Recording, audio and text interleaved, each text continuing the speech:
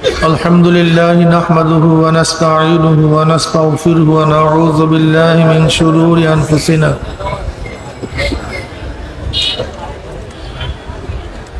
من يهد الله فلا مضل له ومن يضلله فلا هادي له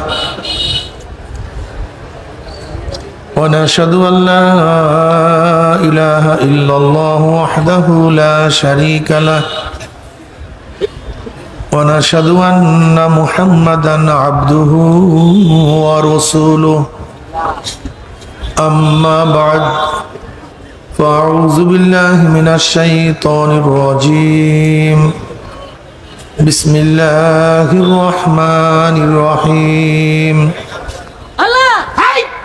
يا أيها الذين آمنوا صلوا عليه وسلموا تسليما اللهم صل على سيدنا بسم الله الرحمن الرحيم هو الذي بعث في الأميين رسولا منهم يتلو عليهم آياته ويزكيهم ويعلمهم الكتاب والحكمة وإن كانوا من قبل لفي ضلال مبين صدق الله مولانا العظيم وصدق رسول النبي الكريم الله পাকের বান্দা জনাব মুহাম্মদ রাসূলুল্লাহ সাল্লাল্লাহু আলাইহি ওয়াসাল্লামের উম্মতগণ, আল্লাহ পাক রব্বুল আলামিন আপনাকে আমাকে ফিতনা ফাসাদের জমানায় যখন তাম দুনিয়ার থেকে ইসলাম মুসলমানকে মিটিয়ে দেওয়ার ষড়যন্ত্র চলতেছে, তাম দুনিয়ার মধ্যে ইসলাম মুসলমান থাকবে কি থাকবে না এই প্রশ্নের সৃষ্টি হয়েছে। যে জমানায় মানুষ নেকের কাজ ছাড়তেছে, গুনার কাজ ধরতেছে, শুধু গুনার কাজ ধরেই না বরং গুনার কাজে প্রতিযোগিতা শুরু করছে কে কার আগে জাহান্নামে যাবে। সবাই বলি না আউযু বিল্লাহ। যে জমানায় মানুষ নেকের কাজে আশ্চর্য হয়, গুনার কাজে স্বাভাবিক থাকে, যে জমানায় মুসলমান ইসলামকে পছন্দ করে না বরং নামধারী মুসলমান ইসলামের সবচেয়ে বড় দুশ্মন হয়ে গেছে, যে জমানায় শিরক বেদাতকে ইবাদত মনে করে, কবর পূজা ব্যক্তি পূজা শিরক বেদাত, কিন্তু দাবি করে আমি আবেদ। যে জমানায় যা শিরক বেদাত না তাকে শিরক বেদাত মনে করে, যেরকম লা মুযহাবিরা ইমাম মানা মাযহাব মানাকে শিরক বেদাত মনে করে, অথচ এগুলি অনেক জরুরি বিষয়। যা শিরক বেদাত না তাকে শিরক বেদাত মনে করে। যেই জমানায় আংশিক দিন পালন করে পরিপূর্ণ দিন পালন করার ঢিকুর তুলে পালন করে, আংশিক দিন দাবি করে আমার চেয়ে বড় দিনদার আর দুনিয়াতে নেই, সেই মুহূর্তে আল্লাহ পাক রব্বুল আলামিন আপনাকে আমাকে কোরআন ও হাদিসের মজলিস, আলেম ওলামা, মুমিন, মুত্তাকিন, জাকিরিন শাকিরিনদের গুরুত্বপূর্ণ এক দামি মজলিসে আসার বসার বলার শোনার তৌফিক আল্লাহ পাক দান করছেন। শুকরিয়া তান সবাই বলে আলহামদুলিল্লাহ।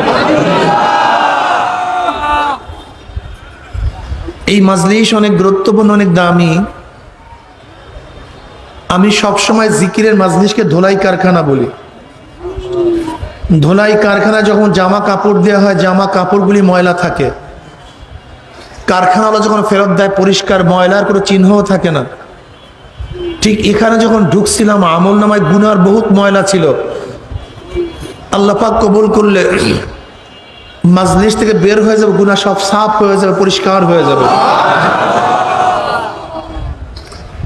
নবী আলাইহিস সালাতু ওয়াস সালাম হাদিসের মধ্যে ফরমান, মা মিন কওমিন ইসতামাউ ইয়াসকুল্লাহ তাআলা লা ইউরিদুনা বিযালিকা ইল্লা ওয়াজহু ইল্লা নাদাহুম মুনাদিম মিনাস সাবায়ান কুমু মাগফুরাল লাকুম কদ বুদ্দিলাস সাইয়্যাতু হাসানাত। যখন কোনো সম্প্রদায় জিকিরের মাজলিসে বসিয়া যায়, জিকির শেষে যখন জাকির মাজলিস ছাড়তে থাকে, একদল আহ্বানকারী ফেরেশতারা আসমান থেকে ডাক দিয়ে বলে, জাকিরিন সুসংবাদ শোনো, আল্লাহ পাক তোমাদের গুনাহ খাতা মাফ করে দিস। শুধু মাফ করছে তাই নয়, তোমাদের সমস্ত গুনাহকে আল্লাহ পাক নেকের দ্বারা পরিবর্তন করে দিয়েছে। এই যে একবার সুবহানাল্লাহ পড়ছেন, পড়ার সাথে সাথে আমলনামায় 1000 নেকি লেখা হয়ে গেছে, 1000 গুনাহ ঝরে গেছে। ইন্নাল হাসানাত ইউযহিবনাস সাইয়্যাত, নেকি গুনাহকে এমন ভাবে মিটায়া দেয়, মনে হয় যেন এই ব্যক্তি কোনোদিন গুনাহই করে নাই। ইউযহিবনা শব্দের অর্থ হলো এমন ভাবে মিটানো, মনে হয় যেন সে কোনোদিন গুনাহই করে নাই। দেখেন, এই একবার সুবহানাল্লাহ পড়ার সাথে সাথে আমলনামায় 1000 নেকি লেখা হয়ে গেছে, 1000 গুনাহ ঝরে গেছে।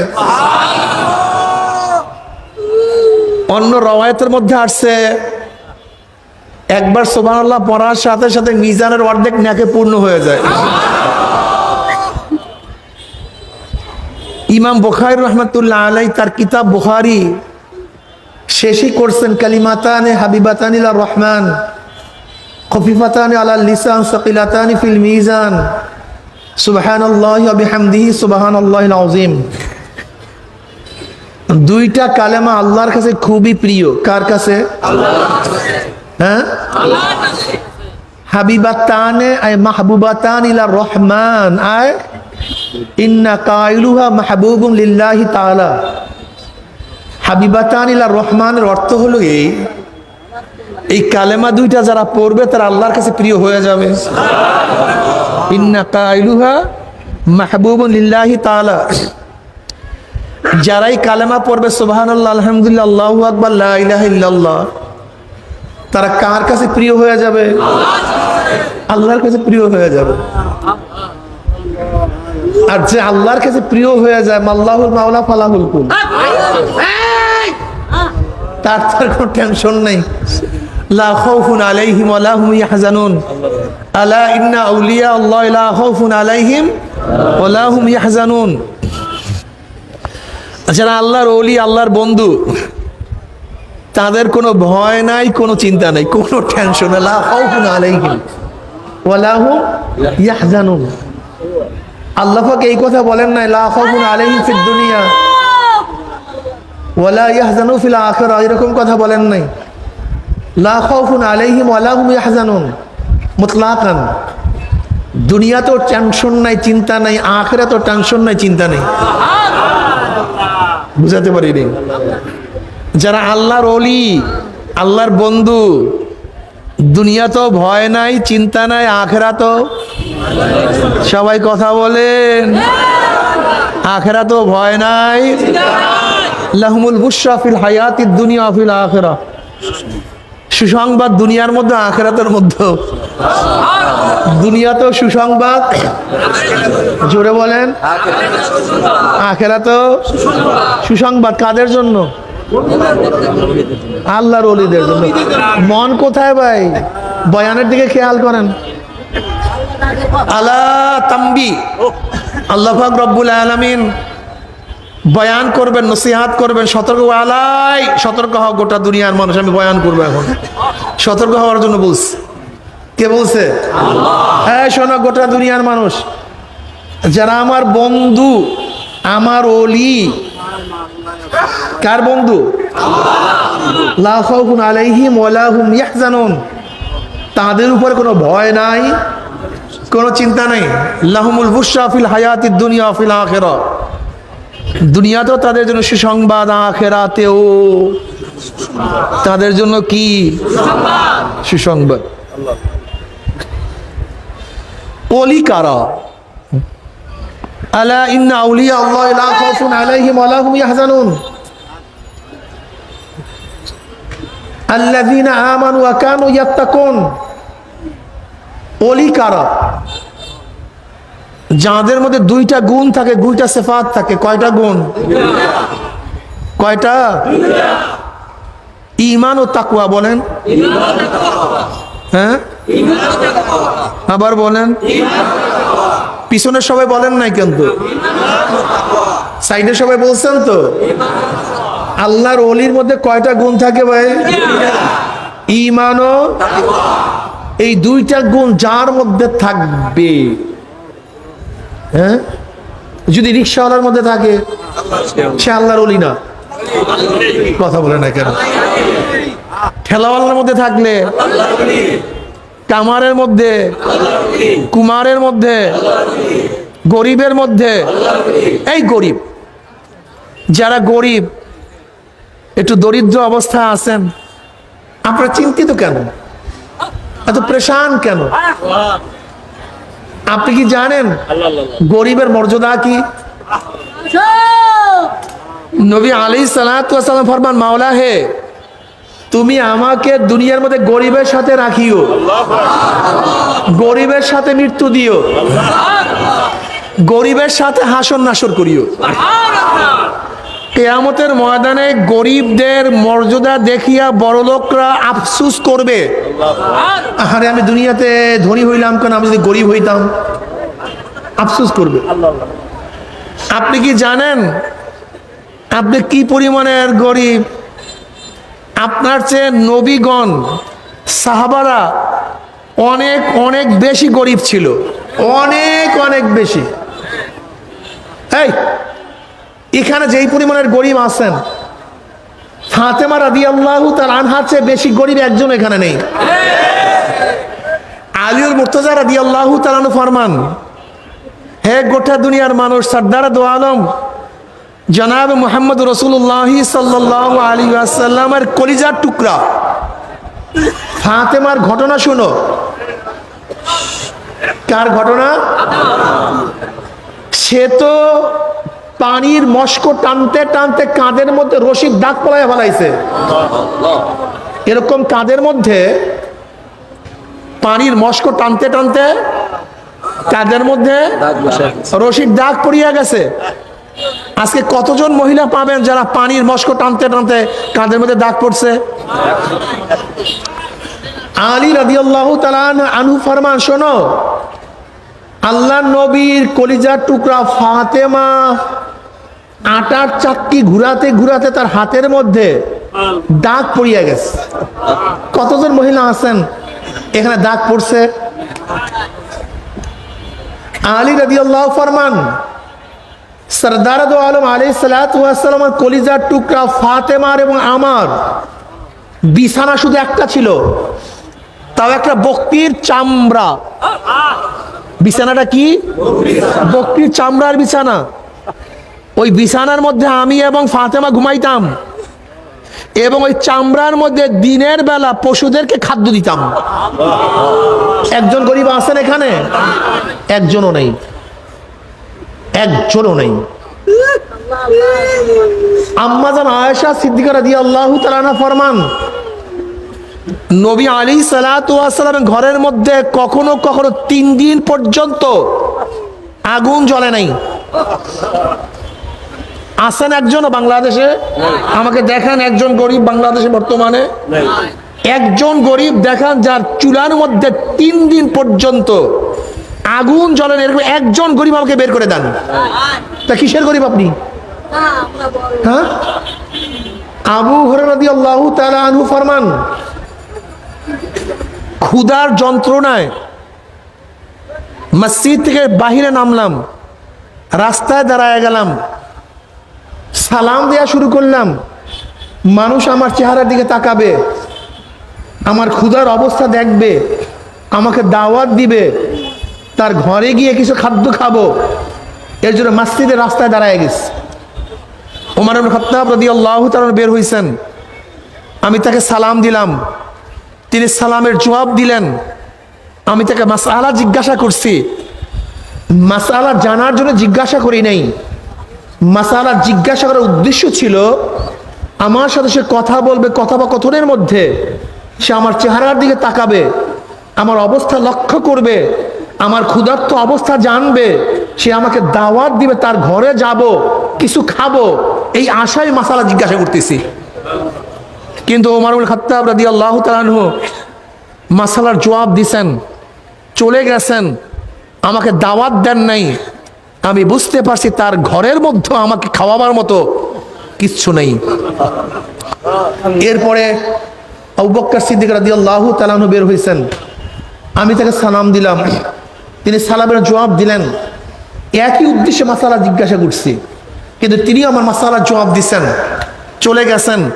আমাকে দাওয়াত দেন নাই, আমি বুঝতে পারছি তার ঘরের মধ্যে আমাকে খাওয়াবার মতো কিছু নাই। এরপরে সরদার দু আলম জনাব মুহাম্মদ রাসূলুল্লাহ সাল্লাল্লাহু আলাইহি ওয়াসাল্লাম আসছেন। আমি তাকে সালাম দিছি। সালাম দেওয়ার সাথে সাথে নবী আলাইহিস সালাতু ওয়াস সালাম ঘরের মধ্যে আওয়াজ দিছে, এই খাওয়াবার মতো কিছু আছে কি ঘরের মধ্যে? ঘরের থেকে জবাব আসছে, এক পেয়ালা দুধ হাদিয়া হিসেবে আসছে। ওই এক পেয়ালা দুধ ব্যতীত অন্য কোনো কিছু ঘরের মধ্যে খাদ্য নাই। নবী আলাইহিস সালাতু ওয়াস সালাম আবু হুরায়রা রাদিয়াল্লাহু তাআলাকে বললেন, আবু হুরায়রা যাও, আহলুস সুফফা সবাইকে দাওয়াত দাও, আজকে সবাই আমার ঘরে দাওয়াত। আবু হুরায়রা রাদিয়াল্লাহু তাআলা চিন্তা করলেন, মাত্র এক পেয়ালা দুধ, আহলুস সুফফার সদস্য প্রায় 70-এর উপরে, মাত্র এক পেয়ালা দুধ, এই এক পেয়ালা দুধের মাধ্যমে সবাইকে আপ্যায়ন করবে কিভাবে? অথচ মাত্র এক পেয়ালা দুধ। জনাব মুহাম্মদ রাসূলুল্লাহ সাল্লাল্লাহু আলাইহি ওয়াসাল্লাম আমাকে দাওয়াত দেওয়ার জন্য বলছেন, আর যখন সবাই আসবে বন্টনের দায়িত্ব তো আমাকেই দিবে। তখন যেই ক্ষুধার্ত আমি, সেই ক্ষুধার্ত। আমার অবস্থা তো খারাপ, কিন্তু নবীর হুকুম পালন না করিয়া কোনো উপায় নেই। আমি সবাইকে দাওয়াত দিচ্ছি, আহলুস সুফফা সবাই খুশি, সংখ্যা প্রায় 70-এর উপরে। আর আহলুস সুফফার সাহাবীদের অবস্থা এরকম, পূর্ণাঙ্গ 2টা কাপড় কাউর ছিল না। পূর্ণাঙ্গ 2টা কাপড় কাউর ছিল না। জনাব মুহাম্মদ রাসূলুল্লাহ সাল্লাল্লাহু আলাইহি ওয়াসাল্লামের দরবার পড়ে থাকতেন। নবী আলাইহিস সালাতু ওয়াস সালামের কাছে হাদিয়া আসতো, সেই হাদিয়া দিয়েই আহলুস সুফফার সমস্ত সদস্যদেরকে খাওয়া দাওয়া ভরণ পোষণের ব্যবস্থা করতেন। এটা নবীর দায়িত্ব ছিল। জনাব মুহাম্মদ রাসূলুল্লাহ সাল্লাল্লাহু আলাইহি ওয়াসাল্লামের ঘরে যখন দাওয়াত, এমনি সবাই ক্ষুধার্ত, সবার চেহারার মধ্যে আনন্দ যে নবীর ঘরে দাওয়াত। অথচ আবু হুরায়রা রাদিয়াল্লাহু তাআলা জানেন মাত্র খাদ্যের পরিমাণ এক পেয়ালা দুধ, এছাড়া কোনো খাদ্য নাই। সবাই উপস্থিত, সবাই বসে গেছে, সবাই বসছে খাওয়ার জন্য। নবী আলাইহিস সালাতু ওয়াস সালাম ঘরের থেকে পেয়ালা ভর্তি দুধ নিয়ে আসছেন। এবার আবু হুরায়রা রাদিয়াল্লাহু তাআলা আনহুর কাছে সেই দুধের পেয়ালা দিছেন, বলেন, আবু হুরায়রা সবাইকে বন্টন করো, সবাইকে দুধ খাওয়াও। আবু হুরায়রা রাদিয়াল্লাহু বললেন, আমি দুধের পেয়ালা এক সাহাবীর কাছে নিয়ে গেছি,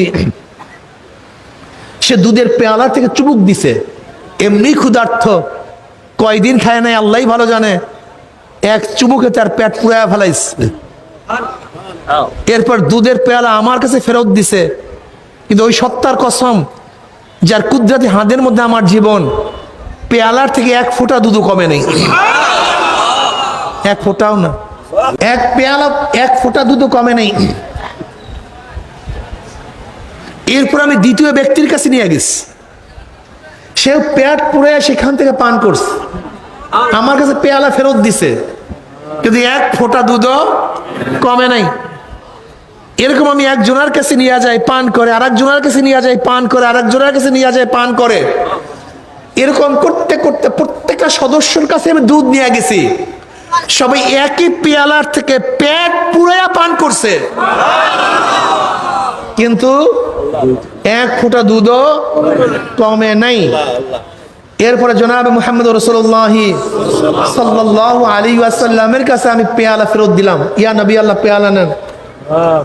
নবী আলাইহিস সালাতু ওয়াস সালাম তার হাতের মধ্যে পেয়ালা নিয়ে আমার কাছে পেয়ালা ফেরত দিয়ে বলে, আবু হুরায়রা পান করো, আবু হুরায়রা পান করো।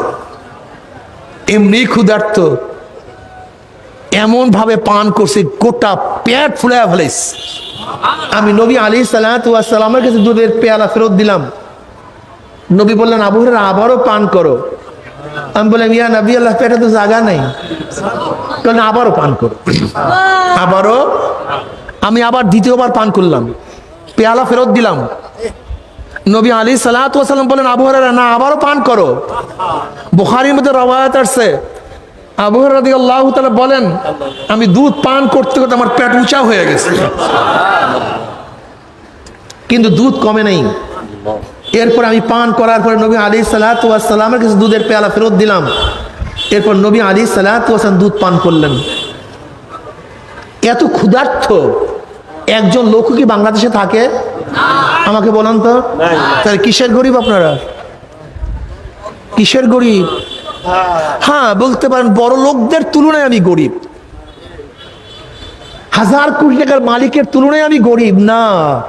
কিন্তু সাহাবায়ে কেরাম রিদওয়ানুল্লাহি তাআলা আজমাইন যেই পরিমাণে গরিব ছিলেন, আমি চ্যালেঞ্জ দিলাম, বাংলাদেশে সেই পরিমাণে গরিব একটাও নেই। অথচ তারা আল্লাহকে এক মুহূর্তের জন্য ভুলতেন না। আর আপনি আমি প্রতিদিন মাওলাকে ভুলিয়া যাই। এই গরিব অবস্থায় হাজার লোভ লালসা ঈমানকে বিক্রি করতেন না, আর আমরা ঈমানকে বিক্রি করে দেই। শোনেন, তাদের মধ্যে আমাদের মধ্যে পার্থক্যটা কি? তাদের মধ্যে আমাদের মধ্যে পার্থক্যটা কি? এই কথাটা জীবনভর মনে রাখবেন। সাহাবায়ে কেরাম রিদওয়ানুল্লাহি তাআলা আজমাইন ঈমানের জন্য, ইসলামের জন্য, কিসের জন্য? সবাই বলেন, কিসের জন্য? ঘর ত্যাগ করছেন, জমি ত্যাগ করছেন, স্ত্রী ত্যাগ করছেন, স্বামী ত্যাগ করছেন, টাকা ত্যাগ করছেন, জীবন ত্যাগ করছেন, ক্ষমতা ত্যাগ করছেন। কিসের জন্য? ঈমানের জন্য। কিসের জন্য? সব কিছু। আর আমরা দুনিয়ার জন্য ঈমান এবং ইসলাম ত্যাগ করি। এই হলো পার্থক্য, আর কিছু পার্থক্য না। আমরা ঈমান এবং ইসলাম কিসের জন্য ত্যাগ করি? আর তারা ঈমান ও ইসলামের জন্য দুনিয়া, আর আমরা দুনিয়ার জন্য ইসলাম এবং ঈমান ত্যাগ করি। আর কোনো পার্থক্য নেই। আল্লাহ পাক কালামে পাকের মধ্যে ফরমান, আমিনু কামা আমানান নাস, আমিনু, ঈমান আনো, কামা আমানান নাস, যেইভাবে লোকেরা। এই লোকেরা কারা? নাসের আগে আলিফ লাম মাহাদে খারিজি, মাহুদে খারেজ। আমিনু কামা আমানাস সাহাবা, যেইভাবে সাহাবারা ঈমান আনছে সেইভাবে ঈমান আনো। যাদের ঈমানের সাথে সাহাবাদের ঈমানের মিল আছে, ওই ঈমান আল্লাহর কাছে কবুল হবে। আর যাদের ঈমানের সাথে সাহাবাদের ঈমানের মিল নাই, ওই ঈমান আল্লাহর সাথে আল্লাহর কাছে কবুল হবে না। সাধনা করতে হবে। কি করতে হবে? সাধক হন। ওলি হওয়ার জন্য কয়টা জিনিস লাগবে না বলছিলাম? কি কি? ঈমান ও, এই ঈমান ও তাকওয়া যদি বাদশার মধ্যে থাকে, জিন্দা পীর আলমগীর রহমাতুল্লাহ আলাইহি, যাকে আওরঙ্গজেব বলা হয়, জিন্দা পীর আলমগীর রহমাতুল্লাহ আলাইহি বাদশাহ শাহজাহানের 4 সন্তানের একজন সন্তান, দারা, মুরাদ, সুজা এবং আওরঙ্গজেব। এই আওরঙ্গজেব আলমগীর রহমাতুল্লাহ আলাইহি 50 বছরের জন্য পাক ভারত উপমহাদেশের সম্রাট ছিলেন। কয় বছর? কোন এলাকার? এই গোটা ভারত উপমহাদেশের সম্রাট ছিলেন 50 বছর। তোমার আমার এই ভূখণ্ড বাংলাদেশের নয়, এই শুধু এলাকা নয়, গোটা পাক উপমহাদেশের। কিন্তু তার চরিত্র কি ছিল? আখলাক কি ছিল? তার ওস্তাদ, তার পীর মোল্লা জিউন রহমতুল্লাহ আলাইহি ইন্তেকালের পূর্ব মুহূর্তে ঘোষণা দিছেন, আমার জানাজার নামাজের ইমামতি ওই ব্যক্তি করবে যার আসরের আগের 4 রাকাত নফল নামাজ কাজা হয় নাই। কোন নামাজ?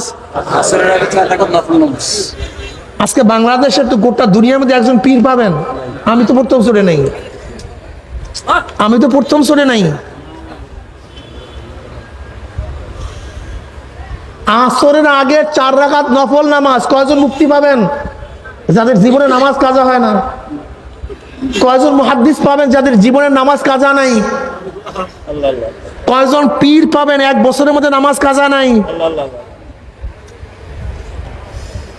কয়জন পীর মুরিদ পাইবেন? কয়জন মুহাদ্দিস মুক্তি পাবেন 1 মাসের মধ্যে তাকবীরুল্লাহ ছোটে নাই, মাসবুক হয় নাই? কয়জন? আরে ভাই, সাহাবারা আমাদেরকে দেখলে তো কাফের বলতেন। সাহাবারা আমাদেরকে দেখলে ডাইরেক্ট কাফের বলতেন, আর আমরা তাদেরকে দেখলে আমরা ডাইরেক্ট পাগল বলতাম। এগুলো সবগুলি পাগলের দল। না খাইয়া আছে, খাদ্য নাই, বস্ত্র নাই, বাড়ি নাই, ঘর নাই, টাকা নাই, পয়সা নাই, সারাদিন ইবাদত। আমরা পাগল বলতাম, আর ওরা আমাদেরকে দেখলে কাফের বলতো। এগুলি ঈমান নাই, ওরা সারাদিন দুনিয়া নিয়ে ব্যস্ত। মোল্লা জিউন রহমাতুল্লাহ আলাইহি বহুত বড় আলেম ছিলেন, বহুত বড় বুজুর্গ ছিলেন। তার কাফির হাজির, সম্রাটের উস্তাদ, সম্রাটের পীর, তিনি আহ্বান করতেছেন, আমার উস্তাদ, আমার শায়েখ, সে তো ওসিয়াত করছে আসরের আগের যার 4 রাকাত নফল নামাজ কাজা হয় নাই, সেই ব্যক্তি হযরতের নামাজের জানাজার ইমামতি করবে। কে আছেন?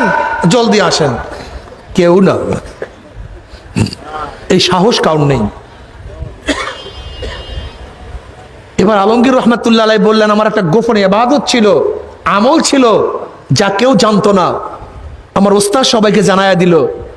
এরপরে বাদশাহ আলমগীর রহমাতুল্লাহ আলাইহি সেই জানাজার ইমামতি দাঁড়ায় গেছেন। অথচ কি ছিলেন তিনি? কেমন বাদশাহ? এই বাংলাদেশের ছোট ভূখণ্ডের। আর আমাদের দেশে বর্তমানে মেম্বার, চেয়ারম্যান, এমপি হলে মনে হয় যেন ধরাকে সরা মনে করি না। আরে ইসলাম কোথায়? এই বাদশাহ আলমগীর রহমাতুল্লাহ চরিত্র কি ছিল? তিনি প্রতি জুমার নামাজের পরে দিল্লির মসজিদে প্রজাদের কথা শুনতেন নিজের কানে, নিজের কানে প্রজাদের অভিযোগ শুনতেন। এই যে বাবরি মসজিদ, বাবরি মসজিদের ইতিহাস সম্পর্কে আপনারা অনেকেই জানেন না, ভুল ধারণা। ওখানে রামের জন্ম হয় নাই, হাড্ডিও পাওয়া যায় না, কিচ্ছু পাওয়া যায় না, সম্পূর্ণ মিথ্যা, সম্পূর্ণ ভুল, সম্পূর্ণ মিথ্যা, কিচ্ছু পাওয়া যায়নি। অযোধ্যার গভর্নর ছিল ইব্রাহিম কোতোয়াল। আলমগীর রহমাতুল্লাহ আলাইহির একজন গভর্নর অযোধ্যার, তার নাম ইব্রাহিম কোতোয়াল। সে ইব্রাহিম কোতোয়াল শকুন্তলা নামে এক মেয়ের আশেক হইছে, খুবই সুন্দরী, খুবই আকর্ষণীয়, কিন্তু মেয়েটা হিন্দু। মেয়েটা কি? হিন্দু। এখন ইব্রাহিম কোতোয়াল হিন্দু মেয়েকে প্রস্তাব দিয়েছে বিবাহের জন্য তার বাবার কাছে, কিন্তু মেয়ে তো হিন্দু। ইব্রাহিম কোতোয়াল গভর্নর তো মুসলমান, এখন হিন্দু মেয়ে মুসলমান গভর্নরের সাথে বিবাহ দিবে কিভাবে? কিন্তু যেহেতু গভর্নর শাসক, বাবা কিছু বলতেও পারতেছে না, চিন্তিত। এবার খুব চিন্তিত অবস্থায় ঘরের মধ্যে ঢুকছে শকুন্তলা, খুবই সুন্দরী, খুবই সুশীলী, খুবই আকর্ষণীয়, খুবই মেধাবী। সে বাবার চেহারা দেখে বুঝতে পারছে বাবাই খুবই চিন্তিত। শকুন্তলা বলতেছে, বাবা কি হয়েছে, আপনি চিন্তিত কেন, কি চিন্তা করতেছেন? বলে, মা তোমার কাছে বইলে লাভটা কি? বলে, বলুন না কি হয়েছে। তোমার কাছে বইলে লাভটা কি? বাবা মার কাছে, মেয়ের কাছে বলতে পারতেছে না, মেয়ে দুঃখ পাবে, কষ্ট পাবে এর জন্য। বলে, বলুন না কি হয়েছে। বলে, মা এই এলাকার গভর্নর তো তোমার বিবাহের প্রস্তাব দিছে, কিন্তু আমি তার সাথে তোমাকে বিবাহ দেব কিভাবে? শকুন্তলা বলছে, কোনো টেনশন করবেন না, আমি ব্যবস্থা নিতে আসি, আপনি চুপ থাকেন। আমার জন্য একটা তেজরপ্তা ঘোড়া নিয়ে আসেন এবং পুরুষের পোশাক নিয়ে আসেন। কিসের পোশাক? পুরুষের পোশাক নিয়ে আসেন। শকুন্তলা জানতো বাদশাহ আলমগীর রহমাতুল্লাহ আলাইহি প্রতিদিন জুমার পরে সমস্ত জনগণের অভিযোগ শুনেন, সবাই কাতারে দাঁড়ায়া যায়, আর এই হযরত আলমগীর রহমাতুল্লাহ মাঝখান থেকে হাঁটেন, অভিযোগ শুনেন। এবার শকুন্তলাও পুরুষের পোশাক পরে নিকাব লাগায়া সেই পুরুষের কাতারের মধ্যে দাঁড়ায় গেছে। আলমগীর রহমতুল্লাহ আলী অভিযোগ শোনেন। যখন শকুন্তলার কাছে আসছে, তিনি চেহারার দিকে তাকাই বুঝতে পারছেন এটা পুরুষ না এটা মহিলা। এটা কি? এটা পুরুষ না এটা মহিলা। তিনি চক্ষুকে নিচের দিকে নিলেন, পকেটের থেকে রুমাল বের করলেন, হাতের মধ্যে লাগাইলেন, এবার শকুন্তলার থেকে চিঠি গ্রহণ করলেন। পইরাই দেখতেছেন সমস্ত ঘটনা। ইব্রাহিম কোতোয়াল তাকে প্রস্তাব দিছে, হিন্দুর মেয়ে কিভাবে বিবাহ বসবে। আলমগীর রহমতুল্লাহ সবার অভিযোগ শোনার পরে ঘোড়ার উপরে চড়ে অযোধ্যার দিকে রওনা করছেন। সেখানে দৌড় গিয়া সাক্ষী প্রমাণের ভিত্তিতে প্রমাণিত হয়েছে ঘটনা সত্য। আলমগীর রহমতুল্লাহ আলাই ঘোষণা দিলেন, যেহেতু মুসলমান গভর্নর, সে ইনসাফ ঠিক রাখতে পারে নাই, জুলুম করছে, ওকে হত্যা করে দাও। ঘোড়ার পিছনে বেঁধে, হাতির সাথে বেঁধে কারবার শেষ করছে। এরপর শকুন্তলার বাসায় গিয়ে আলমগীর রহমতুল্লাহ আলাই এক গ্লাস পানি পান করছেন, আমাকে এক গ্লাস পানি দাও। জায়নামাজ বিছাইছেন, 2 রাকাত শুকরান নামাজ পড়ছেন। শকুন্তলার বাবা বলতেছেন, আপনি এত পিপাসা কেন? আপনার জিব্রা, আপনার সমস্ত জিনিস শুকায় গেছে কেন? বলে, আমি ওয়াদা করছি, শপথ করছিলাম তোমার মেয়ের চিঠি পড়ার পরে যতক্ষণ পর্যন্ত বিচার করতে না পারবো ততক্ষণ পর্যন্ত এক ঢোক পানিও আমি পান করবো না। আমি বিচার করছি, তারপর পানি পান করলাম। নামাজ পড়লেন কেন? শুকরান, আমি একটা ভালো বিচার করতে পারছি এর জন্য। তখন শকুন্তলার বাবা বলছে, যেই স্থানে আপনি সেজদা করছেন আজীবন আপনার জাতি এখানে সেজদা করবে, কাজে সমস্ত জমি আমি মসজিদের জন্য অক্ষ করে দিলাম। সেই জায়গাটি আলমগীর রহমতুল্লাহ বাবরি মসজিদ করছেন বাদশাহ বাবরের নামে, যে প্রথম মুঘল সম্রাটের গোড়াপত্তন করছেন। ন্যায়পরায়ণ বাদশাহ ছিল বাদশাহ বাবর, সেই তো মুঘলদের প্রথম বাদশাহ। তার ছেলে হুমায়ুন, হুমায়ুনের ছেলে আকবর, আকবরের ছেলে শাহজাহান, শাহজাহানের ছেলে আলমগীর। দেখেন, একজন বাদশাহ হওয়ার পরেও জনগণের কথার কিভাবে গুরুত্ব দিতেন, তা একজন মহিলা। আর আজকে আমাদের শাসকদের অবস্থা কি কি অবস্থা বলেন তো? কোথায় মুসলমানের চরিত্র আর কোথায় আমাদের চরিত্র? ওমর ইবনে খাত্তাব রাদিয়াল্লাহু তাআলা অর্ধজাহানের বাদশা। কত জাহানের ভাই? ছোট্ট একটা অর্ধজাহানের বাদশা ওমর ইবনে খাত্তাব রাদিয়াল্লাহু তাআলা আনহু একদিন সরকারি কাজ করতেছিলেন, আদালতের মধ্যে ছিলেন, সবার বিচার আচার করতেছিলেন। বিচার আচার শেষ, অন্য সরকারি কাজ করা শুরু করছেন। হঠাৎ এক যুবক এসে বলতেছে, আমার সাথে অমুকে খারাপ ব্যবহার করছে, আমার বিচারটা করে দেন। ওমর ইবনে খাত্তাব রাদিয়াল্লাহু বললেন, এতক্ষণ আমি ইজলাসের মধ্যে ছিলাম, তখন তুমি অভিযোগ দিলা না, এখন আমি অন্য কাজে ব্যস্ত, তুমি এখন অভিযোগ নিয়ে আসছো? কারণ আমার বিচারটা করে দেন। ওমর ইবনে খাত্তাব রাদিয়াল্লাহু তাআলা এখন বিচার নিতে আসছো? বেয়াতুটে একটা বাড়ি লেগে আসছে, যা পরে আস। বাড়িতে যাওয়ার পরে হঠাৎ চিন্তা করছেন, আমি বিচার করব না, তাকে তো বললেই হইতো, আমি পিটানটা দিলাম কেন? এটা জুলুম। যদি ও কিয়ামতের ময়দানে আমার বিরুদ্ধে আল্লাহর কাছে নালিশ দেয়, মুসলমান বুঝো, আসি একজন মুসলমান এখানে কন্ত, আমি তো নাই, আমি তো নাই, আমি তো নাই। কি মুসলমান? এই তো কি এগুলো কিসের মুসলমান? কি বলছে আমাদেরকে মুসলমান? ওমর ইবনে খাত্তাব যে অর্ধজাহানের বাদশা, রোমের সম্রাটটা যার নাম শুনে কাঁপত, শয়তান যাকে দেখলে রাস্তা ছাড়িয়া পালাইয়া যেত, শয়তান ইবলিস যে ওমরকে রাস্তা দেখলে রাস্তা ছাড়িয়া পালাইয়া যাইত। একদিন শয়তান ঢুকবে, নবী আলাইহিস সালাতু ওয়াস সালাম দেখতেছে শয়তান ঢুকতে পারতেছে না। নবী, কিরে তুই ইবলিস ঢুকতে পারে না? ওই যে ওমর দাঁড়াই আছে, ভয় লাগে। এই হলো ওমর,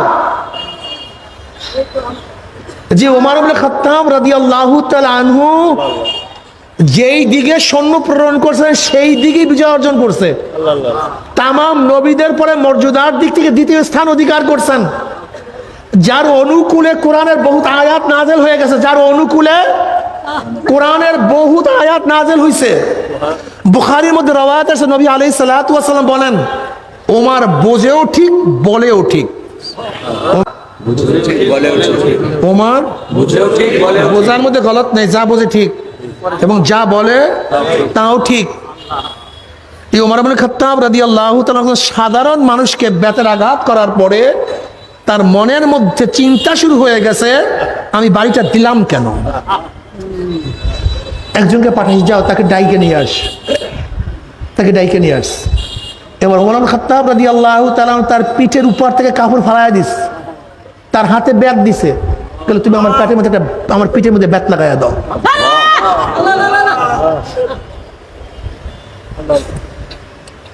আসি একজন মুসলমান কন্ত, আমি তো দেখি না। দেখেন আগেকার জমানার মুসলমানদেরকে দেখা মানুষ ইসলাম গ্রহণ করত, আর আমাদেরকে দেখা মানুষ ইসলাম থেকে ভাগে। এগুলি যদি মুসলমান হয় তাই ইসলামের দরকার নেই, এইগুলি যদি মুসলমান হয় তাই সেই ইসলামের মধ্যে দরকার নেই। অথচ তারা সম্রাট কিন্তু আল্লাহর ওলি, আল্লাহর কাছে যখন যা বলতেন আল্লাহ পাক তাই কবুল করতেন। এই উমার কে? নীল নদীর মধ্যে জোয়ার হয় না, গভর্নর বলছে এখানে রসম হলো এই যে একজন সুন্দরী মেয়েকে জবাই দিবে, নদীর মধ্যে রক্ত দিবে, তারপর জোয়ার হবে। কিন্তু এটা মুসলমানের জন্য তো সম্ভব না, শিরক। কিন্তু যদি পানিও না আসে গোটা বিশ্বরের মানুষ মারা যাবে, খাদ্য নাই, বাঁচবে কিভাবে? চিঠি লিখছেন ওমর ইবনে খাত্তাব রাদিয়াল্লাহু তাআলার কাছে।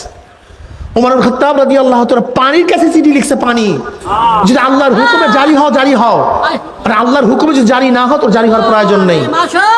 চিঠি পানির মধ্যে ফেকতে দেরি, জোয়ার হইতে তৈরি হয় নাই। কি বুঝলেন? একদিন মদিনার মধ্যে ভূমিকম্প, ওমর ব্যাট দিয়া পাড়ি মারছে মাটির মধ্যে, থাম মাটি, অমনি ভূমিকম্প শেষ। সারিয়া রাদিয়াল্লাহু তাআলা সিরিয়ার মধ্যে যুদ্ধ করতেছিলেন, ওমর ইবনে খাত্তাব রাদিয়াল্লাহু মদিনার মধ্যে খুতবা দিতেছিলেন। ওইদিকে মদিনার মিম্বার থেকে আওয়াজ, ইয়া সারিয়াতুল জাবাল, ইয়া সারিয়াতুল জাবাল, আই উনজুর ইলাল জাবাল। এ সারিয়া পাহাড়ের দিকে তাকাও, এ সারিয়া পাহাড়ের দিকে তাকাও, ইয়া সারিয়াতুল জাবাল। মানুষ চিন্তা করতেছে কি কয় উমর ইবনে খাত্তাব, আগের বয়ান পরের বয়ান, মাঝখানে সারিয়াতুল জাবাল। ওদিকে সারিয়া রাদিয়াল্লাহু তাআলা যুদ্ধের মধ্যে ছিলেন, হঠাৎ তিনি আমিরুল মুমিনের আওয়াজ পান, ইয়া সারিয়াতুল জাবাল। তিনি চিন্তা করেন কোথায় আমিরুল মুমিনিন, সে তো মদিনা, আমি সিরিয়ায়। তিনি ভ্রুক্ষেপ করলেন না, আবারও যুদ্ধের মধ্যে লিপ্ত। হঠাৎ আবারও আওয়াজ, ইয়া সারিয়াতুল জাবাল। আবার ফিরলেন, ঘটনা কি, ঘটনা কি? দেখেন কিছু না। আবারও যুদ্ধের মধ্যে মনোনিবেশ করলেন, যুদ্ধ শুরু হয়ে গেছে। আবারও তৃতীয়বার ডাক, ইয়া সারিয়াতুল জাবাল। এবার ওমর ইবনে খাত্তাব রাদিয়াল্লাহু আওয়াজ পাওয়ার পরে সারিয়া রাদিয়াল্লাহু বললেন, ঘটনা কি? একদল সৈন্য পাঠায়, দেখো তো পাহাড়ের উপরে কি। পাহাড়ের উপরে গিয়া দেখে যে তাদের শত্রুরা পাহাড়ের দিক থেকে আক্রমণ করার জন্য আসতেছে। যদি ওই মুহূর্তে আমিরুল মুমিনিনের আওয়াজ না পাইতো তাহলে একজনও যুদ্ধের ময়দান থেকে বাঁচতে পারতো না। সবাই, মদিনার মানুষ আশ্চর্য, সারিয়া রাদিয়াল্লাহু তাআলা কাফেলা আশ্চর্য, সবাই অপেক্ষা আছে সারিয়া আসুক। সারিয়া রাদিয়াল্লাহু তাআলা যখন যুদ্ধ ক্ষেত্র শেষ করে বিজয় ভেসে মদিনার মধ্যে প্রবেশ করতেছিলেন, সাহাবারা দৌড়ে গেছেন, ভাই সারিয়া অমুক টাইম অমুক দিন জুমার সময় আমিরুল মুমিনিনের কোনো আওয়াজ পাইছো? হ্যাঁ ভাই, তো সেও তো আশ্চর্য, ঘটনা কি? হ্যাঁ আওয়াজ পেয়েছি। কি আওয়াজ পেয়েছো? আমি যুদ্ধের মধ্যে ছিলাম, হঠাৎ আমিরুল মুমিনিন বলছি ইয়া সারিয়াতুল জাবাল। তা আমি চিন্তা করলাম আমিরুল মুমিনিন কোথা থেকে আমাকে ইশারা করবে, আওয়াজ দিবে। আমি ভ্রুক্ষেপ করিনি, আবারও আওয়াজ, ভ্রুক্ষেপ করিনি, আবারও আওয়াজ। আমি পাহাড়ের উপরে সৈন্যদল প্রেরণ করলাম, তারা দেখতেছে ওদিক থেকে শূন্য, আমাদের শত্রু শূন্য আক্রমণ করার জন্য আসতেছে। আল্লাহর কসম, ওই দিন যদি আমিরুল মুমিনের আওয়াজ না পাইতাম তাহলে একজন মুসলমান আজকে বাঁচতে পারতাম না।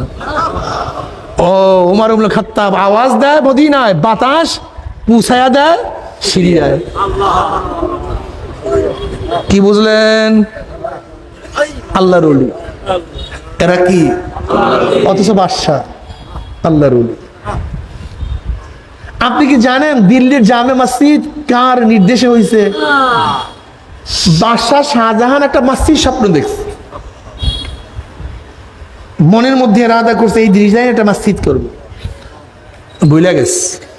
আর্কিটেক্ট ইঞ্জিনিয়ার ডাকছে, আর্কিটেক্ট ইঞ্জিনিয়ার আসো, আমি একটা মসজিদ স্বপ্নে দেখছি, সেই অনুযায়ী মসজিদ করবো। বলে ডিজাইন বলেন, বলে ভুলে গেছে। বলে আমি কিভাবে বলবো? যে আপনি ডিজাইন বলতে না পারেন তাহলে আমি কিভাবে ডিজাইন করব? বলে ভুলে গেছি তো, বলবো কিভাবে? বলে আমার কাজ না, আধ্যাত্মিক লাইনের লোক ডাকেন, এটা তারা পারবে। ওই জমানার সবচেয়ে বড় বুজুর্গ ডাকছেন কে? বাদশাহ শাহজাহান। দিল্লির জামে মসজিদ করছেন বাদশাহ শাহজাহান, ডাকস। আল্লাহর ওলিরা তো তাদের কারামতকে গোপন করে, আর আমরা খালি কারামত না থাকলেও প্রকাশ করি। বুজুর্গ বলছে আমি তো বুজুর্গ না ভাই, বাদশাহ নামদার আমি তো বুজুর্গ না। বলে কে বুজুর্গ? বলে আপনার বাবসখানায় যে বাবরসি সে আমার সে বড় বুজুর্গ, আপনার তাকে ডাকেন। মনে আছে তো আল্লামা রুমি রহমতুল্লাহ আলাইহির কবিতা, কার তাকে? ওই কামারের আতুরের বাড়িতে কবিতা, কবিতা কামার টানটুন টানটুন বাড়ি মারত, আর তার থেকে অজরে কবিতা বের হইত। ওই কামার আল্লাহর ওলি ছিল, দুইজন বন্ধু, অথচ কামার কিন্তু বন্ধু কার? আল্লামা রুমি। ওই জমানার সবচেয়ে বড় আলেম, সবচেয়ে বড় বুজুর্গ, কিন্তু তার বন্ধু একজন কামার। কি মজা রে, কি মজা। এবার বাবুর থেকে ডাকছে, বলে মসজিদে নকশা করে দাও। বলে আমি তো বড় বুজুর্গ না। বলে কে? বলে আপনার মেয়াতর, আমার সে বড় বুজুর্গ, তাকে ডাকেন। কে ভাই? এবার মেয়াতরকে ডাকা হয়েছে। ঘটনা বলার সাথে সাথে মেয়াতর বলতেছে, বাদশাহ নামদার আপনি যে মসজিদ দেখছেন দুনিয়ার কোন নমুনার মসজিদ না, এটা জান্নাতের এক নমুনার মসজিদ। আপনি অপেক্ষা করেন, ডিজাইন করে নিয়ে আসতেছি, এটা অপেক্ষা করুন। এরপরে সেই মেয়াতর কাগজের মধ্যে নকশা করে নিয়ে আসছে। বাদশাহ শাহজাহান দেখার পরে বলছে আল্লাহর কসম, আমি স্বপ্নের মধ্যে এই ডিজাইনের মসজিদই দেখছি। আজকে দিল্লির জামে মসজিদের নকশাকারক একজন মেয়াতর, অথচ আল্লাহর ওলি। কয় জিনিস না? দুই জিনিস। কি জানি বললেন তো? ঈমান ও তাকওয়া। যদি মেয়াতরের মধ্যে থাকে, কামারের মধ্যে, চামারের মধ্যে, বাদশার মধ্যে, কি কি? তাকওয়া কি জিনিস? ওয়ালাহু সালাসু মারাতিব, তাকওয়ার তিনটা স্তর আছে।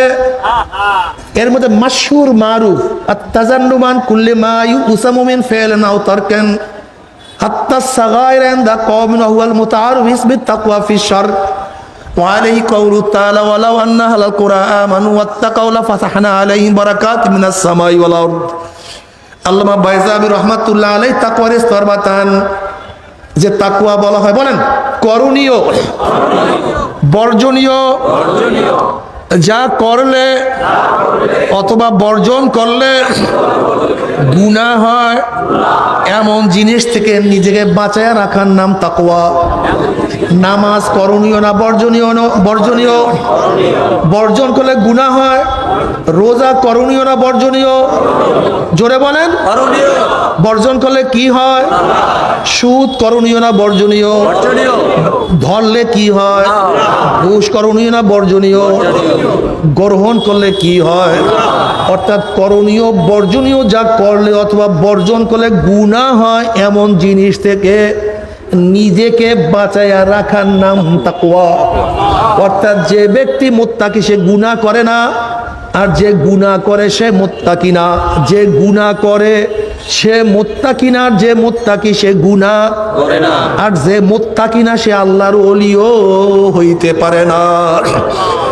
যে ব্যক্তি আল্লাহর ওলি লা খাউফুন আলাইহিম ওয়া লা হুম ইয়াহজানুন, তার কোনো ভয় কোনো চিন্তা নাই, কোনো ভয় নাই। লাহুমুল বুশরা ফিল হায়াতিদ দুনিয়া ওয়া ফিল আখিরাহ। যেমন দেখবেন আল্লাহর ওলি রিকশাওয়ালা বলবেন ভাই তুমি কেমন আছো, দেখবেন হাসি দিয়ে বলবে আল্লাহ খুবই ভালো রাখছে, কোনো টেনশন নেই, কোনো চিন্তা নেই। একজন কৃষক আল্লাহর ওলি যদি বলেন ভাই কেমন আছো, দেখবেন হাসি দিয়ে আল্লাহ খুবই ভালো রাখছে। একজন ঠেলাওয়ালা, একজন কুলি, একজন মজদুর, তার সবসময় খেয়াল আমার মাওলা, আমার মাওলা, আমার মাওলা, আমার মাওলা, আমি মাওলা ছাড়া কিছু বুঝি না। যেরকম দেখবেন একজন বাদশার মেয়ে একজন গোলামের যখন প্রেমে পড়িয়া যায়, তখন ওই মেয়ের বাদশাহীর কথা মনে থাকে না, কোনো খাটের কথা মনে নাই, গাড়ির কথা মনে নাই, বিল্ডিং এর কথা কোনো মনে নাই। সারাদিন প্রেমাস্পদ, আমার প্রেমাস্পদ, আমার অমুক, আমার অমুক, আমার তমুক। কে তাকে খারাপ বলবে, কে মন্দ বলবে, কে গালি দেবে, তার কোনো খবর তার মধ্যে নাই। আবার যখন বাদশার ছেলে কোনো বান্দির প্রেমের মধ্যে পড়িয়া যায়, সে বান্দির সাথে বিবাহ করবে, তার লজ্জা, তার শরম, তার ইজ্জত থাকবে না, তার বাবার সম্মান থাকবে না, এরকম কোনো চিন্তা সেই ছেলের মধ্যে নাই। তার সব সময় চিন্তা আমার মাশুকা, আমার মাহবুবা কোথায়। যদি দুনিয়ার একজন মানুষের প্রেমে পড়িয়া সারাদিন অমুক অমুক অমুক করতে পারে, তা আমার মাওলার প্রেম, আমার মাওলার মোহাব্বত কি এত কম হইয়া গেল? যার মধ্যে আমার মাওলার প্রেম চলে আসে, যার মধ্যে আমার মাওলার মোহাব্বত চলে আসে, যে দেখতা হো মাই তু হি তু হ্যায়, তু হি তু হ্যায়, তু হি তু, हर रंग में तू है, गोल में तू है, वो में तू, मुझे दर्द देखता हूँ मैं, तू ही तू है, तू ही तू।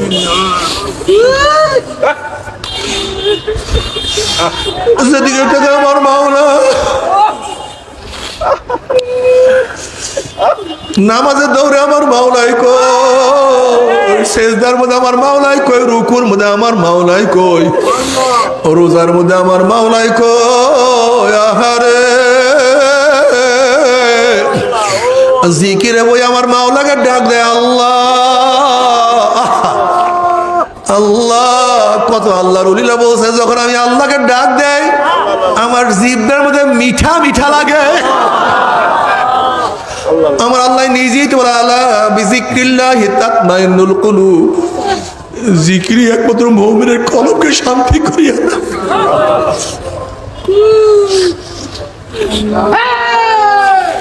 জিক্রুল মুহাব্বতি ইয়া মাওলায়া ইয়া আসকারানি ওয়া হাল রাআইতা মুহিব্বান গায়রা সাকরানি। জিক্রুল মুহাব্বতি ইয়া মাওলায়া ইয়া আসকারানি ওয়া হাল রাআইতা মুহিব্বান গায়রা সাকরানি। মাওলা তোমার জিকির আমাকে পাগল করিয়া দিয়েছে, তোমার মহাব্বত আমাকে বেহুশ বানাইয়া ফেলাইছে।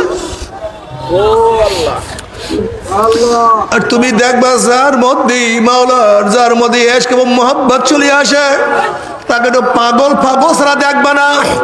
ওয়াহাল রাআইতা মুহিব্বান গায়রা সাকরান, কোন আশিক মাতাল হওয়া ছাড়া আশিক হইতে পারে না। আল্লাহ আল্লাহ আল্লাহ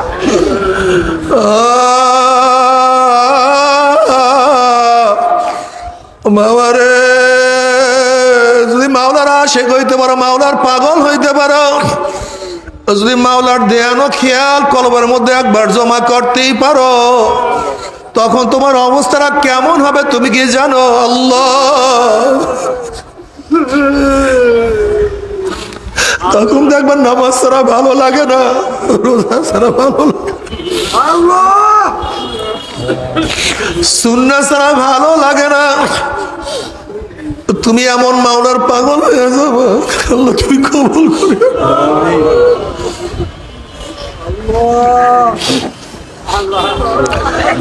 আমার যুবক বাবারা, আমার মুরব্বী ভাই, যুবক বাবারা, তোমরা কেন মাওলার পাগল হবে না? ঈসা আলাইহিস সালাতু ওয়াস সালাম এক বস্তির নিকট থেকে রওনা করলেন। এক যুবক ঈসা আলাইহিস সালাতু ওয়াস সালাম দেখিয়ে চিনিয়া ফলাইছে এই জমানার নবী ঈসা। যুবক বলছেন, নবী ঈসা আপনি মাওলার কাছে দোয়া করেন, মাওলা যেন আমাকে এক অণু পরিমাণ মোহাব্বত দান করে। ঈসা আলাইহিস সালাতু ওয়াস সালাম বললেন, তুমি এক অণু পরিমাণ মাওলার মোহাব্বত সহ্য করতে পারবা না। এবার যুবক বলতেছে, তাহলে মাওলার কাছে দোয়া করেন, মাওলা যেন আমাকে অর্ধ অণু পরিমাণ মোহাব্বত দান করে। নবী ঈসা আলাইহিস সালাতু ওয়াস সালাম আল্লাহর কাছে দোয়া করলেন, মাওলা হে তুমি এই যুবককে তোমার অর্ধ পরিমাণ মোহাব্বত দান করো। এই দোয়া করিয়া ঈসা আলাইহিস সালাতু ওয়াস সালাম সেখান থেকে চলিয়া গেলেন। অনেকদিন পরে সেই বস্তির কাছ থেকে যাওয়ার সময় ঈসা আলাইহিস সালাতু ওয়াস সালামের মনের মধ্যে আগ্রহ সৃষ্টি হয়েছে যে এই যুবকের জন্য মাওলা পাকের অর্ধ অণু মোহাব্বত দোয়া করছিলাম, সেই যুবকের অবস্থাটাকে আমি তার সাথে মোলাকাত করতে চাই। গ্রামের সবার কাছে জিজ্ঞাসা করছে সেই যুবকটা কই। গ্রামের সবাই বলো সেই যুবক তো অনেক আগেই ঘর ছাড়িয়া চলিয়া গেছে, কোথায় আছে জানি না। অনেক খোঁজাখুঁজি করার পরে পায় না। এবার মাওলার কাছে দোয়া করলে, মাওলা হে আমি সেই যুবকটার সাথে সাক্ষাৎ করতে চাই। আল্লাহ পাক বলেন, যাও অমুক পাহাড়ের মধ্যে সেই যুবক আছে। ঈসা আলাইহিস সালাতু ওয়াস সালাম সেই পাহাড়ে গিয়া দেখলেন যুবক একটা পাথরের উপরে দাঁড়ায়।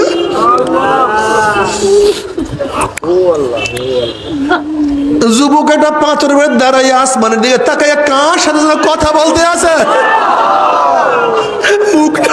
কথা বল।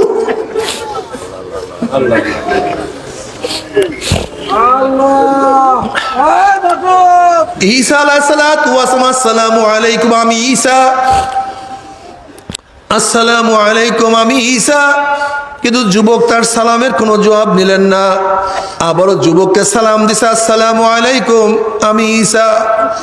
যুবক কোনো সালামের জবাব দিলেন না। যুবক তার কাজেই ব্যস্ত, সেজন্য কার সাথে কথা বলতে আছে কোনো হুঁশ নাই। এবার আবারও সালাম দিছে, আসসালামু আলাইকুম আমি ঈসা। এবার আমার মাওলা ডাক দিয়া বলে, ও ঈসা, যার কলবের মধ্যে আমার অর্ধ পরিমাণ মোহাব্বত ঢুকছে সে আমি বাহিরে অন্য কাউকে চিনতে পারে না, অন্য কাউর পরিচয় তার মধ্যে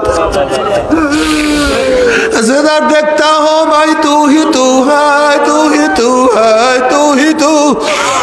এ আমার যুবক বাবারা, কত যুবকরা আমার মাওলার পাগল। ও মুরব্বী বাবারা, কত মুরব্বী আমার মাওলার পাগল। তুমি কেন মাওলার পাগল হবে না?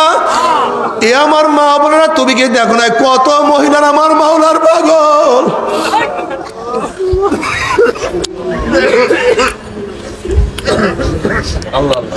রাবিয়া বসরি রহমতুল্লাহ আলাইহা একদিন এক হাতে পানি আর এক হাতে আগুন নিয়ে দৌড়াদৌড়ি করতে আছে।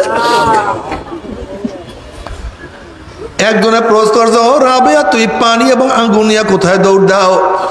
রাবিয়া বসরি রহমতুল্লাহ আলাইহা বলতে আছেন, আমি এই পানি দিয়া মাওলার জাহান্নামকে নিভাইয়া দেব, দেখবো ভিতর দলেরা কোন ভয়ে মাওলার ইবাদত করে। আর আমি আগুন দিয়া মাওলার জান্নাতকে জ্বালায়া দেব, দেখবো লুবির দলেরা কোন আশায় কোন লোভে মাওলার ইবাদত করে। ওরা তো আমার মাওলার প্রেমে পড়িয়া মাওলার ইবাদত করে না।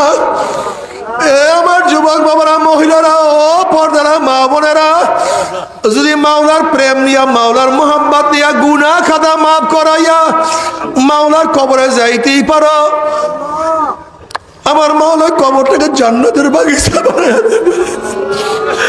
তুমি কি দেখো না কত আল্লাহর ওলিদের মাওলার লাশের সাথে কত সুন্দর ব্যবহার করছে। তাদের লাশ পর্যন্ত মাটি পচাইতে পারে না।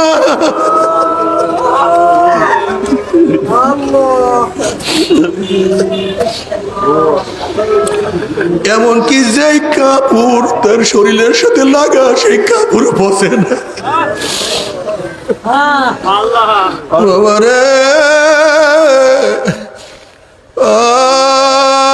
দুনিয়া কয়দিন পাগলামি করবো রে বাবা। যদি মাওলাকে নিয়ে কবরে যাইতেই পারো, কবরটা জান্নাতের বাগিচা হয়ে যাবে। মাওলাকে নিয়ে কিয়ামতের ময়দানে উঠতে পারো, আমার মাওলা নিজের ডাকি আর আরো শুনেছে জায়গা করিয়া দিবে আল্লাহ।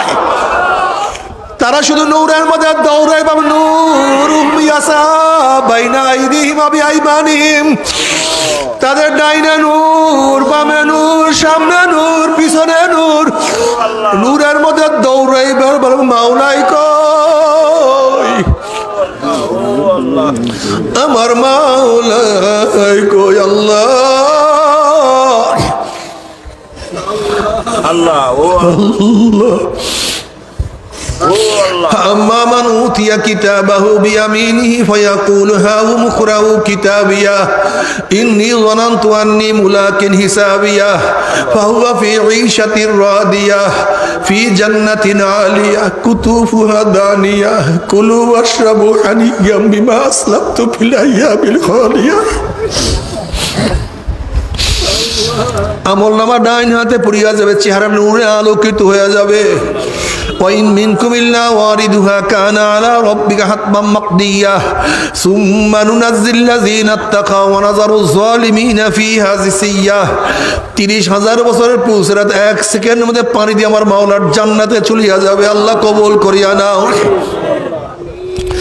জান্নাতের মধ্যে মাওলার, জান্নাতের মধ্যে মাওলার দিদারের মধ্যে মত্ত হইয়া থাকবে। আল্লাহ কবুল করিয়া নাও। কি যে মজা! মাওলার তরফ থেকে সালামুন কাওলাম মির রাব্বির রহিম, শুধু শান্তি আর শান্তি আর শান্তি। আল্লাহ কবুল করিয়া নিও, তোমার ওলি হিসেবে কবুল করে। কিন্তু আমার বেনমাজি বাবারও, যুবক বাবারও, পর্দার মা বোনেরা, আল্লাহ না করুক, আল্লাহ না করুক, আল্লাহ না করুক, যদি তওবা না করিয়া মাওলার কবর যা, কবর তো আর কবর থাকবে না। কোন কোন নাফরমানের কবরের দুই পাশের মাটি এত জোরে চাপ মারবে, চাপের সরে এক পাঁজরে হাঁটি আর এক পাঁজরে লাগাইয়া ফেলাইবে। আল্লাহ সবাইকে মাফ করিয়া দাও। কোন কোন নাফরমানের কবরটা একটা জাহান্নামের কুয়া হইয়া যাবে। আল্লাহ তুমি আমাদের সবাইকে মাফ করিয়া দাও, সবাইকে ক্ষমা করিয়া দাও। বাবার আযাবুল কবরে হক, কোন কবরে আযাব সত্য কোনো সন্দেহ নাই। এমন কোন হাদিসের কিতাব নাই যে হাদিসের কিতাবের মধ্যে কবরের আযাবের বয়ান নাই রে বাবা। আমার দাদা জান রহমাতুল্লাহ তার কিতাবের মধ্যে সত্য কত ঘটনা নিয়ে আসছেন। দাদা জান রহমাতুল্লাহ তার কিতাবের মধ্যে একটা ঘটনা বয়ান করে। তার বেয়াই আব্দুল কাদের ফরাজি সাহেব দাদাজানকে বলতেছে, হুজুর বেয়াই হিসেবে একটা আজীব ঘটনা শুনেন। ঢাকার ম্যাক্স ফ্যাক্টরি মালিক, বহুত বড় লোক, সারাদিন টাকা পয়সা নিয়ে ব্যস্ত থাকলেন, নামাজ রোজার কাছেও যাইতো না। সেই ব্যক্তি মারা যাওয়ার পরে তাকে দাফন কাফন করে আমরা সবাই চলে আসলাম। তার বড় ছেলে বলতে আছে, আমার ১,০০০ টাকার একটা চেক পড়িয়া গেছে, এই মাত্র দাপন করলাম, চেকটাকে নষ্ট করিয়া কি লাভ। আমরা সবাই পরামর্শ করিয়া যখন তার কবর থেকে মাটি উঠানো শুরু করলাম, হঠাৎ দেখি কবরের মধ্য থেকে ধোঁয়া বাহির হওয়া শুরু হয়ে গেছে। আমরা বললাম এগুলি কিছু না, মনে হয় যেন গ্যাস ফরম করছে বা অন্য কিছু হয়েছে। বেয়াই সাহেব যখন আস্তে আস্তে বাঁশ উঠাইলাম, ধোঁয়া পরিষ্কার হয়ে গেছে। যখন লাশের দিকে তাকাইলাম, তখন দেখি লাশের জিভটা টানিয়া বিছানার মধ্যে ঝুলাইয়া ফেলাইছে, হাত পা ভাঙিয়া গতিতে করিয়া ফেলাইছে। আগুনের চাপে চেহারাটা পুড়িয়া শুয়ারের চেহারার মতো হয়ে গেছে। এই অবস্থা দেখি আমরা চিল্লাতে বেহুশ হয়ে পড়িয়া গেছে।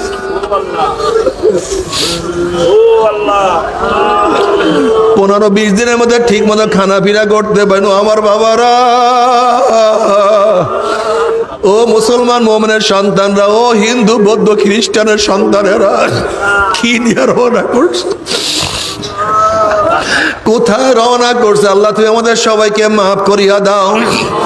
এই কবরের মধ্যে হাজার হাজার বছর থাকতে হবে। এরপরে কিয়ামতের ময়দানের কথা আল্লাহ পাক কালামে পাকের মধ্যে ফরমান, ইউরাফুল মুজরিমুনা বিসিমাহুম ফায়ুখাযু বিন নাওয়াসি ওয়াল আকদাম।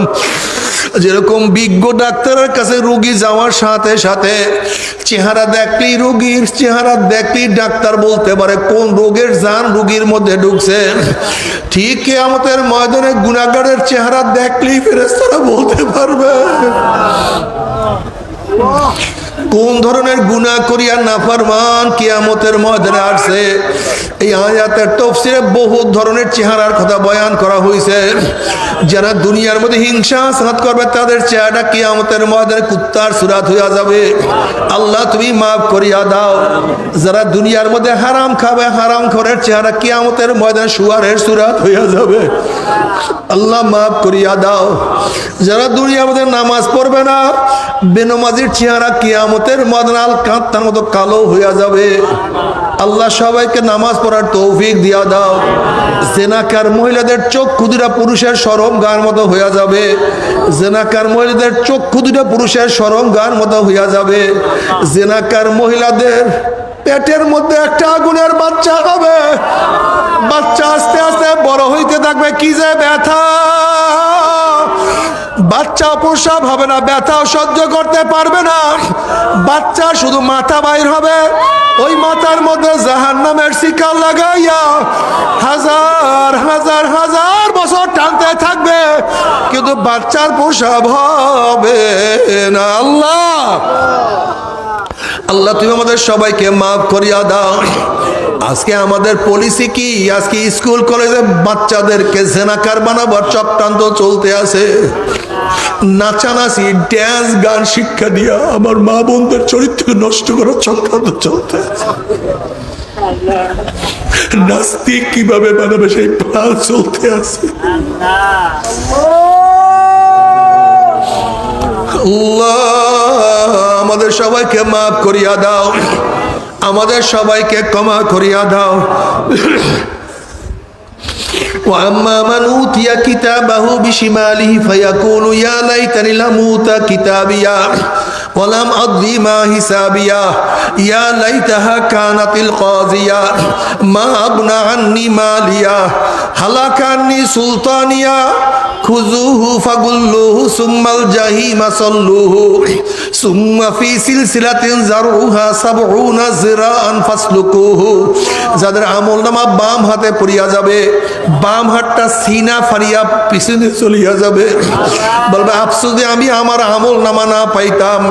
এত নামাজ কাজার গুনাহ, এত রোজা ছাড়ার গুনাহ, এত বেপরদা সেনার গুনাহ, এত সুদ ঘুষের গুনাহ, এত মিথ্যা তোহমাতের গুনাহ যদি আমি আমার আমলনামা না পাইতাম, যদি কিয়ামতের ময়দানে হিসাবের সম্মুখীন আমাকে না হওয়া হইতো, যদি কবর আমার শেষ ঠিকানা হইয়া যাইতো, কোথায় আমার মাল, কোথায় আমার জমি, কোথায় আমার টাকা, কোথায় আমার পয়সা, কোথায় আমার ক্ষমতা, কোথায় আমার চেয়ারম্যানি, কোথায় আমার এমপিগিরি, কোথায় আমার মিনিস্টারগিরি, কোথায় আমার পীরগিরি, কোথায় আমার সভাপতি সেক্রেটারিগিরি, ক্ষমতা তো কোনোই কাজে লাগলো না।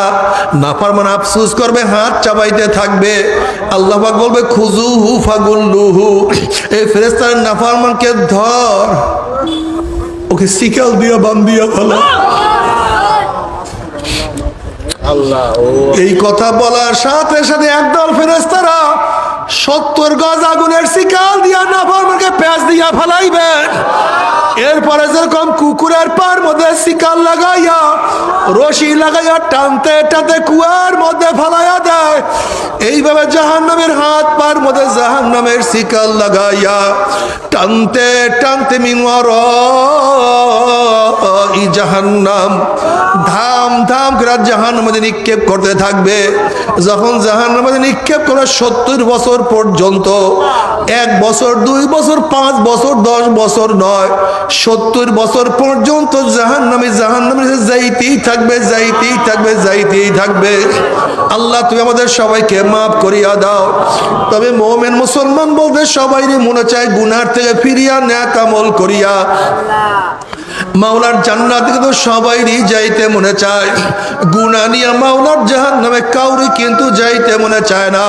কিন্তু কেনই বা আমরা নেক আমল করতে পারি না, কেনই বা গুনার কাম ছাড়তে পারি না? এর মূল কারণ আপনার এবং আমার পিছনে নফস এবং শয়তান লাগিয়া রইছে। এই নফস এবং শয়তান থেকে ফেরার জন্য যে কোনো একজন হক্কানি আল্লাহর ওলির হাতে হাত দিতে হবে রে বাবা। খবরদার, বর্তমান জমানায় পীর মুরিদের মধ্যে ভেজাল, ব্যবসা, দলাদলি, হিংসা, হাসাদে পরিণত হয়ে গেছে। সমস্ত আল্লাহর ওলির একমত, যেই পীরের 5 জন মুরিদের মধ্যে কম পক্ষে 3 জনকে দেখবেন আলহামদুলিল্লাহ সুন্নাত মাফিক আমল আকলাক মজবুত হয়ে যাইতে আছে, গুনার কাম ছাড়তে আছে, নেকের আমল ধরতে আছে, কলব নরম হইয়া চোখে পানি আসতে আছে। বিরিক্ষতর নাম কি, ফলে পরিচয়। আমি চরমোনাই বুঝি না, চরমনের দাওয়াত প্রশংসা প্রচার প্রসার করার জন্য আসিলে রে বাবা। চরমনায় যাওয়ার তোমার কোনো দরকার নাই, কোনো দরকার নাই, কোনো দরকার নাই। তুমি যার কাছে গিয়া পারো গুনার কাম ছাড়ো, নেকের আমল ধরো, কলব নরম করিয়া চোখে পানি নিয়া মাওলার কবরে যাইও। যেরকম দুনিয়ার ঘরে আগুন লাগলে পানি ছাড়া নিবানো যায় না, ঠিক তদ্রুপ তোমার এবং আমার গুনার দ্বারা যেই জাহান্নামের আগুন জ্বলিয়া রয়েছে, চোখের পানি ও সারা কিন্তু জাহান্নামের আগুন নিবানো সম্ভব না। কাজী বাবা, আমার জন্য দোয়া চাই, আমিও দোয়া করি। সবাই সবার জন্য প্রাণ খুলিয়া দোয়া করো, যেন কিয়ামতের ময়দানে গলাগলি বাঁধিয়া মাওলা একসাথে জান্নাতে যাওয়ার তৌফিক দিয়া দেন। আল্লাহুম্মা আমিন।